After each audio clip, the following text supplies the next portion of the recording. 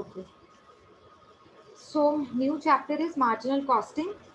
As I told you, it is divided into two parts, with one with simple problems and another with decision making problems.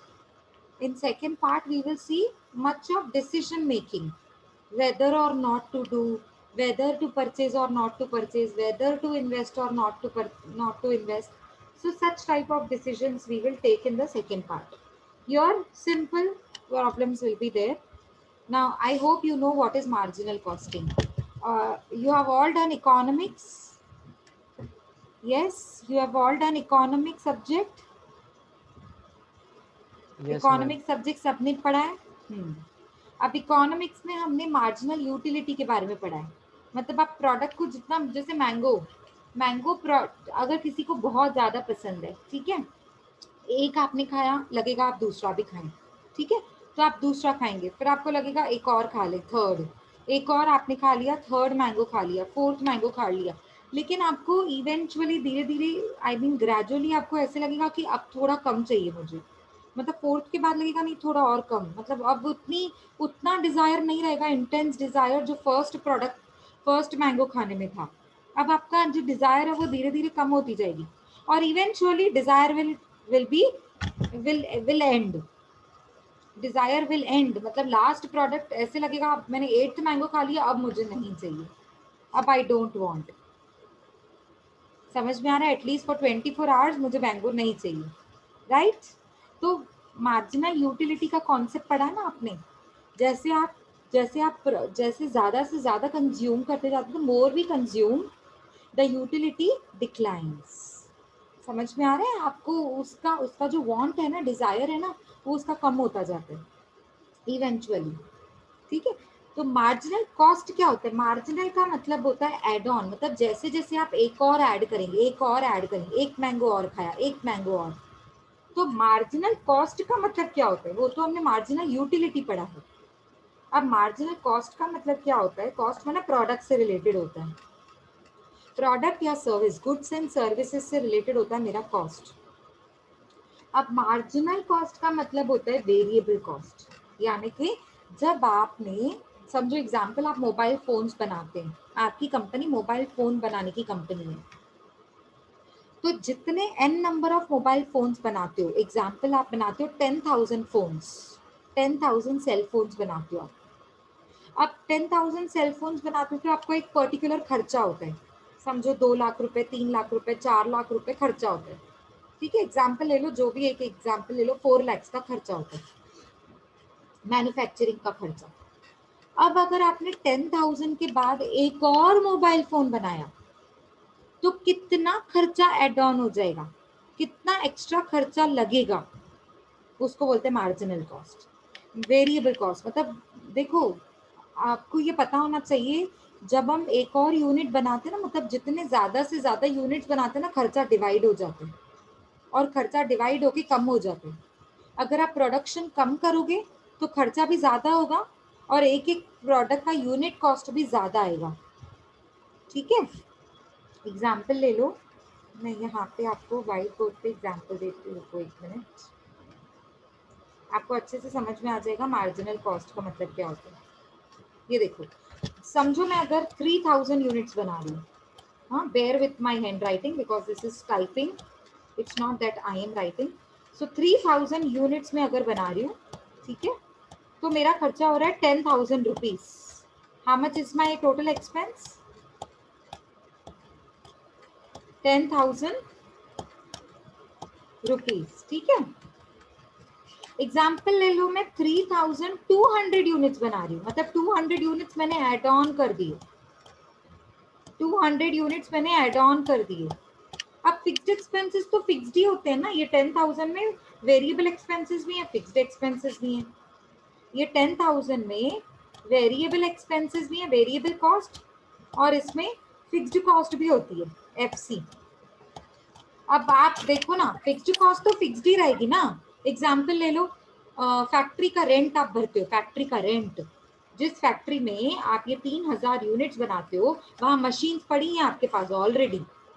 आप जो factory में आपने जो rent पे लिए ना, वो आपका रेंट तो फिक्स ही रहेगा ना. चाहे आप 3000 यूनिट्स बनाओ या 3200 यूनिट्स बनाओ, चाहे 4000 यूनिट्स बनाओ, रेंट तो उतना ही रहेगा ना। कभी रेंट क्या प्रोडक्शन पे डिपेंड होती है क्या? No no, it is dependent on the area, square feets. आप कितना एरिया ले रहे हो, एरिया कम लिया है तो रेंट कम होगा, एरिया का स्क्वायर फीट ज्यादा है तो आपका रेंट भी ज्यादा होगा। तो उतनी, इलेक्ट्रिसिटी विल वेरिएबल कॉस्ट। हाँ एग्जैक्टली, मशीन का पावर, गैस, फ्यूल, इलेक्ट्रिसिटी, ये सब तो आपका वेरिएबल कॉस्ट है ना। तो ये जितनी प्रोडक्शन ज्यादा उतना मशीन का खर्चा ज्यादा। तो मेरे बोलने का मतलब क्या है, अगर आपने 3000 यूनिट्स बनाए तो 10,000 का खर्चा आएगा। अगर आपने 3200 यूनिट्स बनाए तो फिक्स्ड कॉस्ट तो सेम रहेगी, लेकिन वेरिएबल कॉस्ट क्योंकि बढ़ जाएगी, इसीलिए ओवरऑल एक्सपेंसेस भी बढ़ जाएंगे 11,000। तो कुछ एक देखो, मेरी बात ध्यान से सुनो, अगर आपने 3000 यूनिट बनाए तो 10,000 का खर्चा, 200 यूनिट बनाने पे सिर्फ 1000 रुपए ज्यादा बढ़ गया। अगर आप पर यूनिट निकालो, चलो इसका पर यूनिट का खर्चा कितना आएगा? पर यूनिट कैसे निकालते हैं, सीपीयू कैसे निकालते हैं, अमाउंट को क्वांटिटी से डिवाइड करते हैं, 10,000 को 3000 से डिवाइड करते हैं, तो कितना आएगा? 10,000 रुपीज डिवाइडेड बाय 3000 यूनिट्स, तो कितना आएगा, कोई बताएगा मुझे? 10,000 रुपीज डिवाइड बाय 3000 यूनिट्स। चलो कम ऑन, कैलसी यूज करो। 3.33। 0.33। हाँ, वेरी गुड। तो मतलब 1 यूनिट का खर्चा है आपका 3.33 रुपीज, 3.33 पर यूनिट। ठीक है, पर यूनिट। अब अगर आप देखोगे तो यहाँ पे कितना खर्चा हो रहा है, देखो 3200 यूनिट्स बना रहे हो आप, 11,000 रुपीज का खर्चा हो रहा है। तो आप इसका पर यूनिट तो निकालो, मतलब 11,000 डिवाइडेड बाय 3000 यूनिट्स। चलो कम ऑन जल्दी।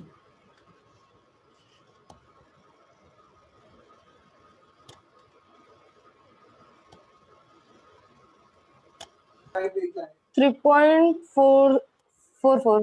देखो, मतलब अगर आपका ध्यान है तो सस्ता कौन सा पड़ रहा है, 3000 बनाना सस्ता पड़ रहा है कि 3200 बनाना सस्ता पड़ रहा है? नेचुरली 3200, क्योंकि सिर्फ 10 पैसे का डिफरेंस है। 10 पैसे का खर्चा आपने ज्यादा किया, 10 पैसा। 0.33 और 0.43 में कितना डिफरेंस होता है, कोई बताएगा मुझे? 0.33 और 0.43 में कितना फर्क होता है? 0.10 ना, 0.1। 0.1 ना, मतलब यस। 1 आप समझ रहे हो मेरी बात? 1 पैसा, 1 पैसे का डिफरेंस है सिर्फ, और आप 200 यूनिट्स एक्स्ट्रा बना रहे हो। मतलब आपके लिए फायदा क्या हुआ? ज्यादा प्रोडक्शन करना, क्योंकि अगर आप ज्यादा प्रोडक्शन करोगे तो खर्चा कम आएगा। तो मार्जिनल कॉस्ट क्या बोलता है? मार्जिनल कॉस्ट मीन्स अगर आप 3000 यूनिट्स बना रहे थे तो इतना खर्चा हो रहा था, अगर एक यूनिट और एक्स्ट्रा, मार्जिनल हमेशा एक यूनिट की बात करता है, 1 यूनिट, अगर आप 1 यूनिट एड ऑन करोगे तो कितना खर्चा होगा? उसके बाद फिर से 1 यूनिट एड ऑन करोगे तो कितना खर्चा होगा? एक और यूनिट एड ऑन करोगे तो और कितना खर्चा एड ऑन होगा? और एड ऑन तो होगा, लेकिन फिर भी फायदेमंद वही होगा, ज्यादा यूनिट्स मैन्युफैक्चर करना। पीछे लॉजिक क्या है? उसके पीछे लॉजिक ये है कि फिक्स्ड कॉस्ट तो हमेशा फिक्स्ड ही रहती है, चेंज तो सिर्फ वेरिएबल कॉस्ट होता है। ये हमेशा चेंज होता है, ये हमेशा फिक्स्ड होता है। तो फिक्स्ड कॉस्ट, रेंट तो देखो आप भर ही रहे हो ना 6,000 की, तो क्यों ना मैं 6,000 की रेंट में वैसे तो मैं मेरी फैक्ट्री ओपन कर रही थी 12 बजे दोपहर को, ठीक है, 12 नून, और बंद कर रही थी 6 बजे, तो रेंट तो मैं वैसे भी 6,000 भर ही रही हूँ ना। तो क्यों ना मैं अपनी फैक्ट्री सुबह 10 बजे ओपन करूँ और रात के 8 बजे तक चलाऊं, लेट इवनिंग तक 9 बजे तक चलाऊं अपनी फैक्ट्री। क्या हो जाएगा? कुछ नहीं, रेंट तो मैं वैसे भी 6,000 भर रही हूँ ना। अब मैं 4 घंटे एक्स्ट्रा भी काम करूंगी तो मेरे 200 यूनिट एक्स्ट्रा बन जाएंगे ना। बेशक थोड़ा वेरिएबल का खर्चा बढ़ेगा, जैसे इलेक्ट्रिसिटी, जैसे मशीन का गैस, फ्यूल, समझ में आ रहा है, हॉर्स पावर मशीन का, ये सब खर्चे। Yes yes. कोई बात नहीं, ये खर्चे बढ़ भी जाएंगे तो कोई बात नहीं, लेकिन मेरा ओवरऑल फायदा तो हो ही रहा है ना। लगभग देखो अगर आप देखोगे तो लगभग वही है 3.33 3.43, तो 1 यूनिट का मेरा खर्चा तो उतना ही, लगभग तो उतना ही आ रहा है ना। इनफैक्ट 200 यूनिट एक्स्ट्रा बन के निकल रहे हैं। तो मार्जिनल कॉस्ट, इसके बारे में बात करते हैं। अब एग्जाम्पल से समझ में आया? मुझे नहीं पता ये टेक्स्ट बुक में एग्जाम्पल है कि नहीं, I don't know, but I want to clear you the concept, I wanted to clear, so I had clear with the help of example. अब आप पढ़ोगे ना, अब आप जो पढ़ोगे आपको समझ में आता जाएगा। देखो, marginal costing is defined as the variable cost. अभी अभी मैंने बताया कि फिक्स्ड कॉस्ट तो फिक्स्ड ही रहती है ना, चेंज तो वेरिएबल कॉस्ट होता है। किस पे वेरिएबल कॉस्ट चेंज होगा? कब? जब आप एक यूनिट ज्यादा बनाओगे या कम बनाओगे। ज्यादा बनाओगे तो वेरिएबल कॉस्ट बढ़ेगा, कम बनाओगे तो वेरिएबल कॉस्ट कम हो जाएगा, है ना। वेरिएबल का डेफिनेशन ही, डिक्शनरी डेफिनेशन क्या होता है इसका? The one which keeps on changing, ठीक है, that is known as variable cost. The cost which keeps on changing is known as variable cost, and the cost which keeps constant, which is constant all throughout the stage of production, is known as fixed cost. ठीक है, the variable cost of one unit of a product or service, that is a cost which would be avoided if the unit was not produced. अगर आपको कम production करनी है तो खर्चा कम हो जाएगा, अवॉइड कर सकते हो आप। मतलब वेरिएबल कॉस्ट अपने हाथ में होता है, आप उसको अगर अवॉइड करना चाहते हो, कम करना चाहते हो, चेंज करना चाहते हो, कोई बात नहीं, प्रोडक्शन कम कर दो। एक यूनिट का प्रोडक्शन कम, खर्चा अवॉइड, दूसरे यूनिट का प्रोडक्शन कम, खर्चा अवॉइड, और अगर बढ़ाना है तो खर्चा भी बढ़ेगा। जैसे मैंने एग्जांपल बढ़ाने वाला दिया, 3000 से 3200 का एग्जांपल दिया, ठीक है। नेक्स्ट ये देखो, मार्जिनल कॉस्टिंग। अब मार्जिन वेरिएबल कॉस्ट होता है, इतना तो पता चल गया, लेकिन ये कौन सी टेक्निक है? Marginal costing is one of the techniques of costing. देखो, कॉस्टिंग करने का ना एक ये डिफरेंट मेथड है। इसमें हम क्या, इसको ना हम डायरेक्ट कॉस्टिंग भी बोलते हैं। It is also known as direct costing, MCQs में पूछ सकते हैं। In marginal cost technique only direct cost, that means variable cost are charged to the products. अभी अभी मैंने एग्जाम्पल में भी वही बताया आपको। जब हम मार्जिनल कॉस्टिंग को ट्रीट कर रहे होते हैं ना, जब ये टेक्निक अप्लाई कर रहे होते हैं, तो उसमें सिर्फ और सिर्फ वेरिएबल कॉस्ट को ही ज़्यादा ध्यान देकर प्रोडक्ट के ऊपर चार्ज किया जाता है। क्यों? क्योंकि फिक्स्ड कॉस्ट तो फिक्स्ड ही रहती है, वो तो ऑलरेडी लगी हुई है ना। चाहे आप 3000 यूनिट्स बनाओ, चाहे 6000 यूनिट्स बनाओ, ऑलरेडी 6000 का रेंट तो आप भर ही रहे हो ना, वो ऑलरेडी लग चुकी है। अब अब क्या लगेगा? अगर आप 1 यूनिट ज्यादा प्रोड्यूस करोगे तो वेरिएबल कॉस्ट, तो चार्ज क्या होगा? वेरिएबल कॉस्ट, ठीक है। चलो अभी आगे बढ़ते हैं। ये तो था आपका मार्जिनल कॉस्टिंग का डेफिनेशन, ठीक है। ओ ये बहुत छोटा हो गया ना, थोड़ा एनलार्ज कर लेती हूँ इसको मैं, ठीक है। मार्जिनल कॉस्टिंग, ये देखो हम लोग कैसे कैलकुलेट करते हैं। मार्जिनल कॉस्ट शीट दिया हुआ है छोटा सा, एक सेल्स माइनस वेरिएबल कॉस्ट, तो जहां जहां वेरिएबल कॉस्ट आएगा ना, वो होता है मेरा marginal cost. Variable cost is also known as marginal costing. मतलब मार्जिनल कॉस्टिंग में कॉस्ट को 2 डिफरेंट पार्ट्स में डिवाइड किया जाता है, फिक्स्ड एंड वेरिएबल। तो जब हम फिक्स्ड एंड वेरिएबल में डिवाइड करते हैं तो बीच में कॉन्ट्रीब्यूशन आता है। तो फॉर्मेट कैसे बनेगा? Sales minus variable cost, contribution minus fixed cost, answer मिलेगा या तो प्रॉफिट या तो लॉस। क्लियर हुआ सबको फॉर्मेट? Yes ma'am. या अच्छा, अब ये ना इस चैप्टर में ना मार्जिनल कॉस्टिंग को कैलकुलेट करने के लिए कुछ फॉर्मूलाज है। अब कौन सी फॉर्मूलाज है ना, वो मैं यहाँ बुक से नहीं दिखाऊंगी मैं आपको, मेरे पास बहुत इजी मेथड है, वो मैं यहाँ लिखती जाऊंगी और आप भी लिखते जाओगे, ठीक है। I will open a fresh word document और हम यहाँ पे सारी फॉर्मूलाज मैं लिखती जाऊंगी, आप भी लिखते जाएंगे, ठीक है। ये मैं आपके लिए लिख रही हूँ, तो आपको चाहिए तो मैं ये वर्ड डॉक्यूमेंट शेयर कर लूंगी चैप्टर के साथ, मतलब चैप्टर का जो पीडीएफ है ना, अगर आपको चाहिए तो, अदरवाइज आप तो मेरे साथ लिख ही रहे हैं। सो फॉर्मूलाज बेस्ड ऑन, लिखो चलो, formulas based on marginal costing.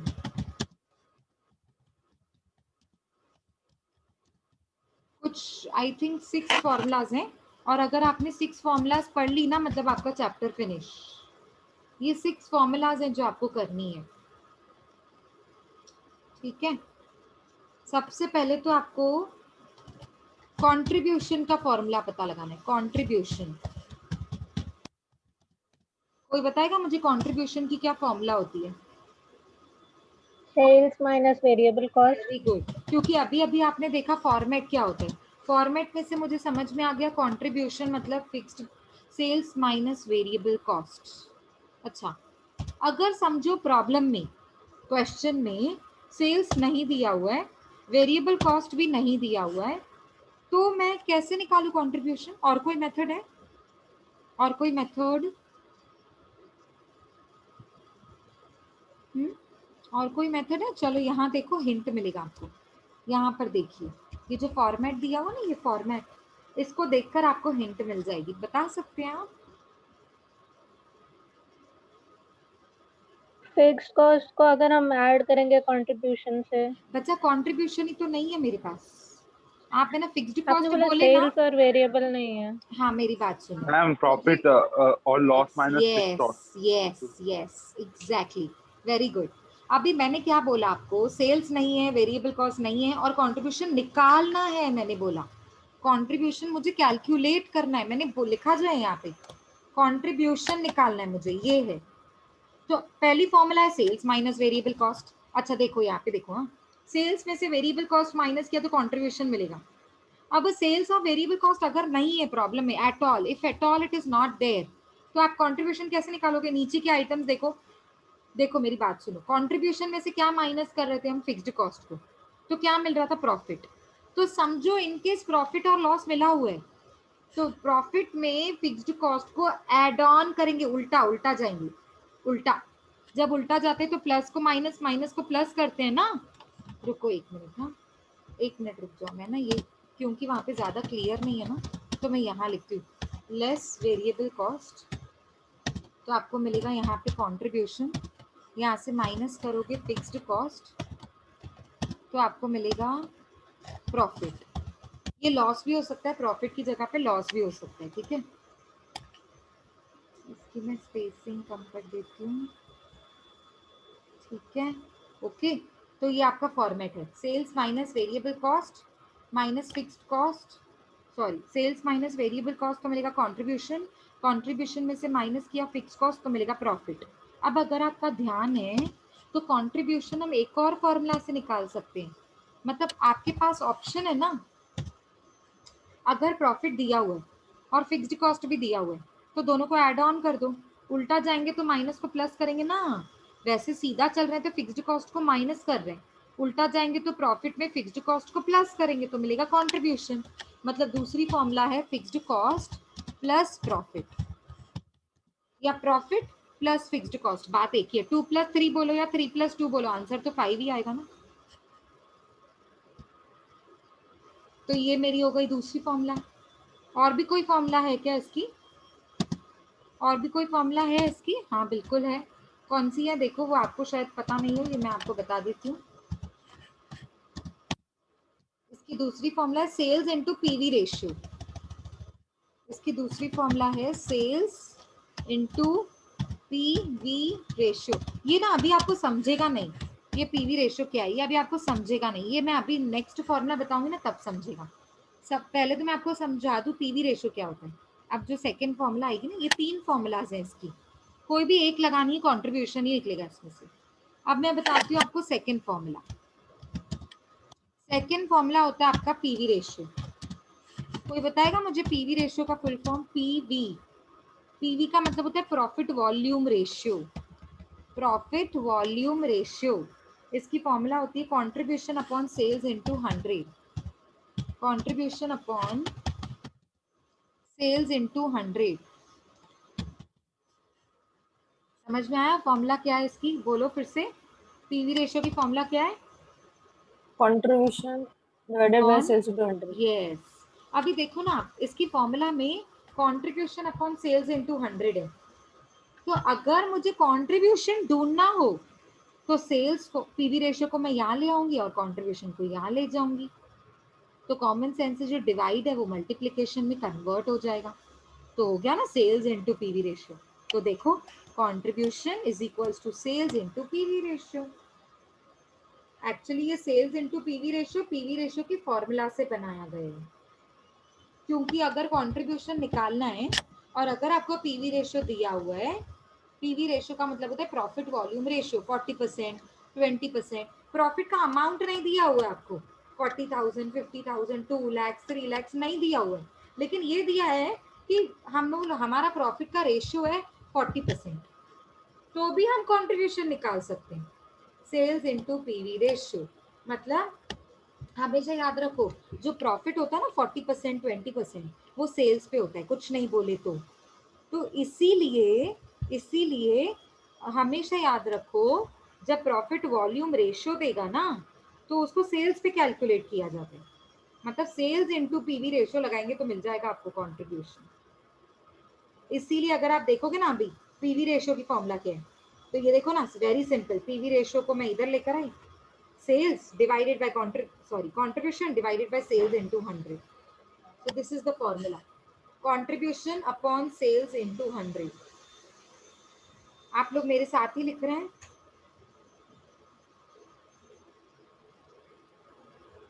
लिखो लिखो, I am giving you 2 minutes, लिखो पहले लिख लो।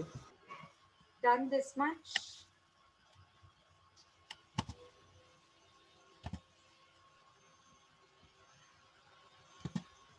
Yes done.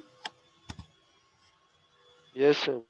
या अभी ना इसकी एक और फॉर्मूला होती है पीवी रेशियो की, कोई बताएगा पीवी रेशियो की एक और फॉर्मूला? हिंट ले लो, इसमें से ही हिंट लेनी है आपको। चलो मैंने हाईलाइट किया है कंट्रीब्यूशन, इसमें से आपको हिंट लेनी है। Yes tell me. अगर कंट्रीब्यूशन नहीं दिया हुआ है तो फॉर्मूला कैसे कैलकुलेट करेंगे? contribution into sales divide ना नहीं ना contribution into 100 contribution upon sales into 100, formula यही है, डिवाइड ही करना है, कंट्रीब्यूशन को डिवाइड करना है सेल से इनटू 100। पर अगर कंट्रीब्यूशन नहीं दिया हुआ है तो क्या करोगे आप? तो क्या लगाओगे, फॉर्मूला क्या लगाओगे? सेल्स को minus मल्टीप्लाई करेंगे वेरी फिर good, DC very divided by good, sales. Sales minus variable cost, very good. So आप फॉर्मूला क्या लगाओगे, ये देखो, sales minus variable cost divided by sales into 100। Sales और वेरिएबल कॉस्ट तो दिए हुए हैं ना, तो आप सेल्स माइनस वेरिएबल कॉस्ट करोगे तो भी तो मतलब तो कंट्रीब्यूशन ही है ना। चलो एक और फॉर्मूला, अगर वेरिएबल कॉस्ट नहीं दिया हुआ है, अगर वेरिएबल कॉस्ट नहीं दिया हुआ है तो क्या फॉर्मूला लगाएंगे? सेल्स है लेकिन वेरिएबल कॉस्ट नहीं दिया हुआ है तो PV fixed ratio, cost plus contribution. Very good, fixed cost नहीं, फिक्स्ड कॉस्ट में कंट्रीब्यूशन ऐड नहीं करना है, फिक्स्ड कॉस्ट में क्या ऐड करना है जो कंट्रीब्यूशन मिलेगा? profit very good, profit. So fixed cost plus profit divided by sales into 100। अच्छा इसकी एक और फॉर्मूला होती है, ये जो 3 फॉर्मूलाज है ना, ये तब लगानी है जब एक प्रोडक्ट दिया होगा, एक प्रोडक्ट। जब 2 प्रोडक्ट्स दिए होंगे और दोनों को आपस में कंपैरिजन करनी है तब कौन सा फॉर्मूला लगेगा, वो आपको नहीं पता होगा, वो मैं आपको बता देती हूँ। वेट देखो, तब कौन सा फॉर्मूला लगाना है, change in profit divided bye change in sales into 100, change in profit upon change in sales into 100। ये तब लगाना है जब 2 प्रोडक्ट्स हो और 2 प्रोडक्ट्स के बीच में मुझे अगर कंपैरिजन करनी हो तो। आया समझ में कब लगानी है ये फॉर्मूला? Yes ma'am. तो करो, लिखो, अभी आई am giving you 2 more minutes, लिखो।